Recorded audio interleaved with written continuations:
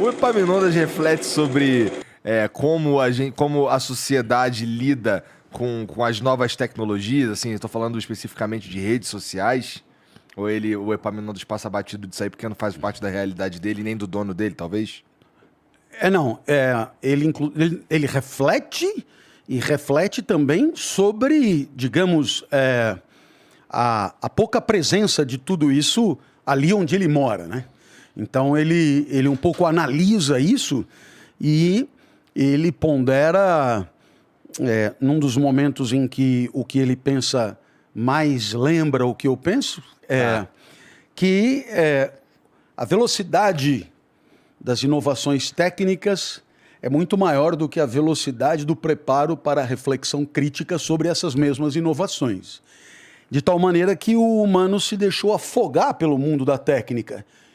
Ele não consegue mais discernir sobre os valores, o que é bom, o que é ruim, o que é adequado, o que colabora para a felicidade dele, o que prejudica. Por quê? Porque o mundo do capital turbinou a produção da técnica e o homem foi perdendo competência reflexiva, até por ser instrumentalizado por esse mundo. Então, são poucas as pessoas a refletir criticamente sobre... E quando eu digo criticamente, não é meter o pau, é ponderar se aquilo convém, não convém, em que condições convém, como é que não convém, etc. Né? Se você imaginar que Dédalo, no labirinto com o filho Ícaro, fez lá 4 asas, né? 2 pares de asas para eles saírem dali do labirinto voando e voltarem para casa. Só isso. Não vai além disso que essa porra não vai dar certo. Não voa alto porque vai dar ruim, não voa baixo. É no meio do caminho, devagarzinho. Chegou, vai dar no limite, no talo. Presta atenção. Veja, são limites do uso da técnica para adequação à nossa necessidade, né? E Ícaro é um deslumbrado, né? Que não levando em conta a sabedoria do pai, acabou usando indevidamente a técnica e pagando... Você veja que é uma preocupação que vem desde sempre. Não é porque é novo, não é porque tem mais botões ou menos botões, não é porque é maior ou menor, não é porque vem mais, digamos, promovido ou menos promovido, que isso necessariamente convém ou necessariamente não convém. O problema é que... não é tão simples assim, convém ou não convém, né? É mais do que isso. Quando eu digo convém ou não convém, não é só para o prazer imediato ou para a utilidade imediata, mas é dentro de uma perspectiva não do particular usuário, mas de humanidade, né? O que esperamos para a humanidade? Começar a pensar o que esperamos para a nossa sociedade e depois o que esperamos para o amanhã do homem e da mulher, né? E essa capacidade de refletir sobre para onde queremos ir é uma capacidade que foi se perdendo, ela foi se dissolvendo. Ninguém presta atenção nisso. Isso é o que o pessoal chama de mundo da técnica. Quer dizer, o mundo da técnica é um mundo escravizado pelo meio. Porque a técnica é instrumento, é meio. Então, você renova o meio, atualiza o meio, vende o meio e se diz, opa, mas para ir aonde, hein? Onde que nós queremos chegar com isso?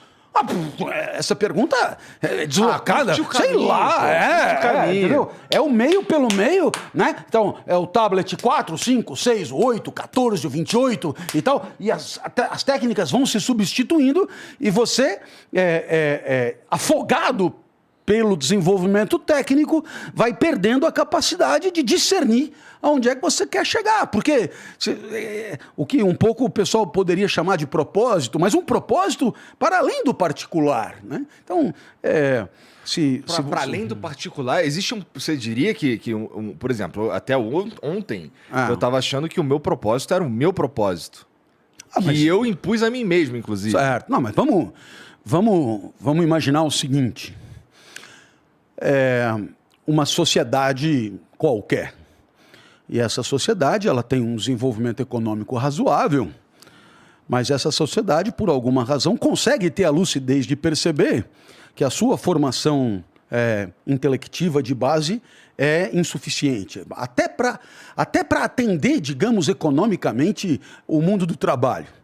Então, essa sociedade passa a ter um propósito que é coletivo, que é o propósito de, enfim, aperfeiçoar, né, as práticas escolares com vistas à formação. Imagino que seja uma sociedade pequena, porque à medida que isso vai crescendo, isso vai se perdendo também.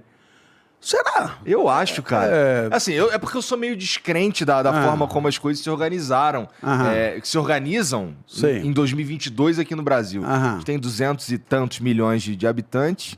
A gente tem uma grande parcela dessa galera aí que tá na internet, fazendo uso das redes sociais.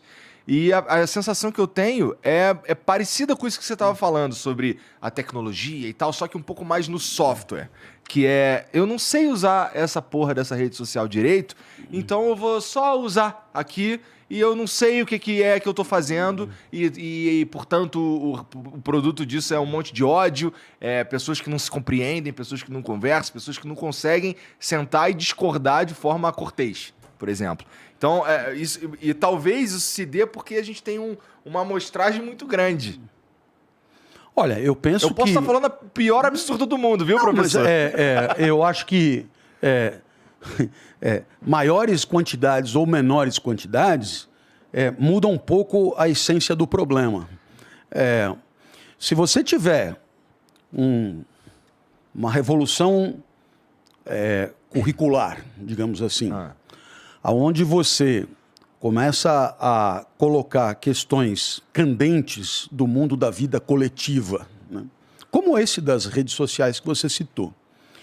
E você começa a preparar os nossos jovens para observar aquilo que é a prática deles em casa, mas observar com uma outra perspectiva, uma outra angulação, verificar como é que isso funciona macrosociologicamente, quais são as consequências, quais são os riscos, quais são as vantagens óbvias e os benefícios evidentes que isso traz, etc. Mas assim, não é um professor isolado, né? Nós não temos literatura 1, 2, 3, 4, 5, 6, 7, 8. Então, por que nós não poderíamos ter cidadania 1, 2, 3, 4, 5, 6?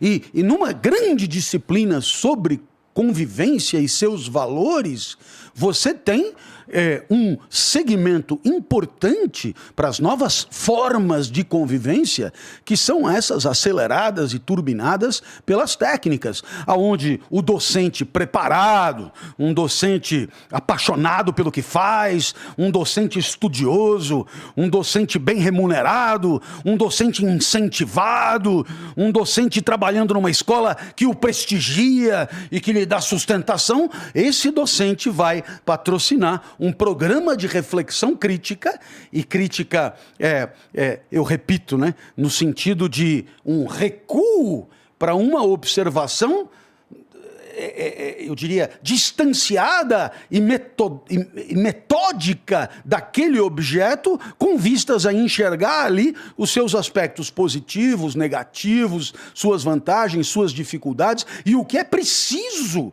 para que a presença na rede social seja salutar e contributiva para a convivência entre todos. Então, você tem... não é a formação técnica do uso da técnica, porque essa formação ela acaba acontecendo em qualquer lugar, mas é a formação de reflexão crítica sobre os efeitos, as consequências em relação àquilo que podemos pretender para nós. Uma grande formação de cidadania, que eu diria, que passa pela discussão de onde queremos chegar como sociedade. Tá. E essa discussão é uma discussão que precisa ser começada, por quê? Porque ela é muito frágil, ela é muito incipiente, para não dizer que talvez ela não exista. Tá certo? Então, ela precisa ser iniciada. É preciso um motor revolucionário que permita que, com lucidez, as novas bases curriculares contemplem a necessidade de continuar estudando trigonometria, álgebra, aritmética, trigonometria, esse negócio de citologia, biologia, tudo isso é fundamental. Mas é preciso admitir que também é fundamental. A convivência não pode ficar ao sabor do improviso.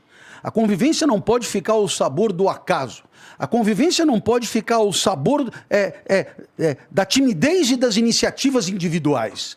A convivência tem que ser objeto de preparo, objeto de reflexão escolar, né? Para que as pessoas possam considerar absolutamente normal o zelo por aquilo que é de todos como sendo tão relevante quanto o zelo pelo que é próprio, pelo que é seu.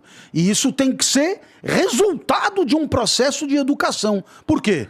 Porque do ponto de vista de natureza, de pulsões, daquilo que a gente tem já ao nascer, somos mesmo egoístas, mesquinhos. Você pega um bebê, ele puxa para si. Ele, né? A gente quer sobreviver no fim das contas. Desejante, apetente, precisa sobreviver. Então, mas não somos só isso. Temos a capacidade intelectiva que também nos é dada pela natureza. E a natureza, portanto, também nos faculta a consciência da nossa natureza desejante e a capacidade de relativizá-la, de ponderar suas condições, de ponderar em que medida ela nos convém e em que medida ela não nos convém, a ponto de podermos, com tranquilidade, abrir mão, não é, de uma facilitação, de uma comodidade, de um prazer, de um gozo, em nome do quê?